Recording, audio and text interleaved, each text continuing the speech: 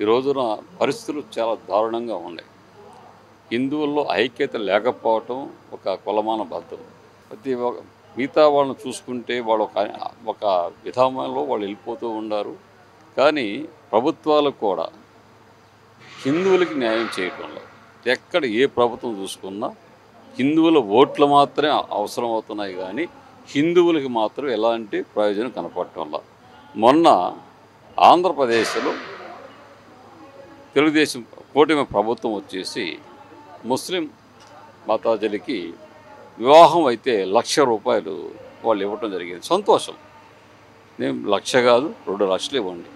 కానీ అన్ని కులాల్లో అన్ని మతాల్లో నిరుపేదలు ఎవరైతే ఉన్నారో వాళ్ళకి ₹1,00,000 ఇస్తే సంతోషము. అంతేగాని ఒక వర్గానికి ఇచ్చి ఇంకో వర్గానికి ఇవ్వకుండా ఉండటం కూడా ఇది ధర్మం కాదు. ఎందుకంటే హిందువులు ఈ విధంగా ఉండే కొద్ది దూరం అయిపోతూ ఉన్నారు. కాబట్టి పద్ధతులు కాదు, వాళ్ళు కూడా మార్చుకోవాలని కూడా మేము కూడా కోరుతా ఉన్నాం.